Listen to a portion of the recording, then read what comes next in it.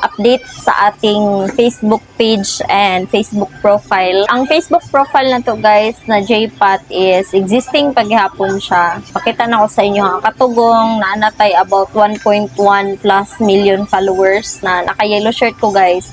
Existing paghihapon siya. Kani siya guys. Oh. Kana.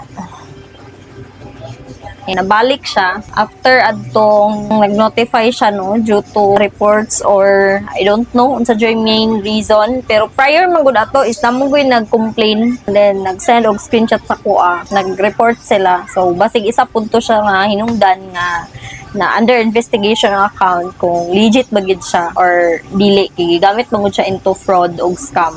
Sad to say lang guys, kay katong Facebook page gud nato na katong bag-o na pud akong game mo, Alpha Strike Games and Hobby OPC, katong capital letters ang Alpha is na-delete na gid siya, nawala siya, dili kami ang nag-delete, dili na mo siya intention nga i-delete, nawala lang siya, si Facebook na pud siguro ang nag-take down sa iyaha. Kung may mga transactions ato, pwede ko ninyo i-follow up na pod sa kani nga account, na-delete siya, so ang mo-appear sa inyo ha, kung nanamoy conversation adto nga page is parang gi-block kayo, so dili na mo ka-reply, so automatic guys, mag-follow up mo diri. And then naghimo mi og another page, Alpha Strike by JPAT guys, ingon ani iyang itsura oh.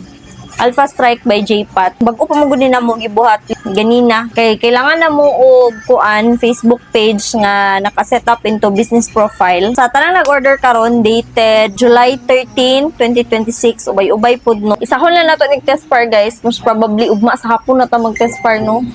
Isahon na to ang atong dawat karon ug ugma. So isahon na ko na siya test par guys. Amo lang nang i-send ang video sa inyo isa-isa. Ang uban kay gina-upload pud na namo. Okay man gud i-upload kay ang uban dili sila online ana nga time ba. Nya dili na mo siya ma-actual video call mo nang mag-video na lang mi kay dili na ta magkumpiyansa.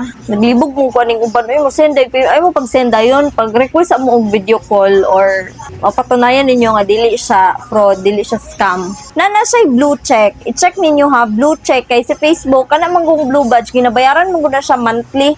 Mura kag nag-subscribe ana monthly ba. Ikaw magbayad sa kay Meta ana monthly Meta verification badge.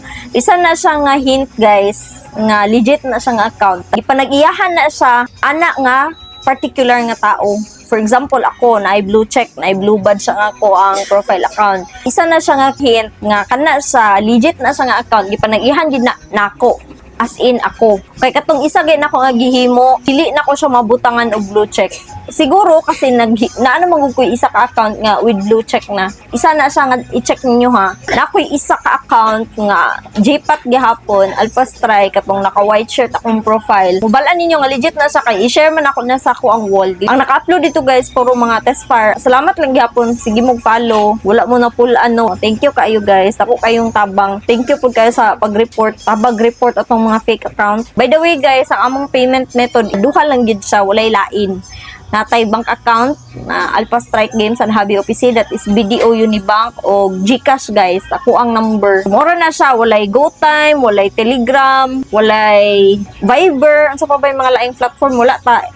Messenger lang yun. Verify daan bago magpadala og bayad. Hindi mo na to makontrol ning uban. Na mga uban ba impulsive buyer? Dredritso ba? Mura to. Thank you.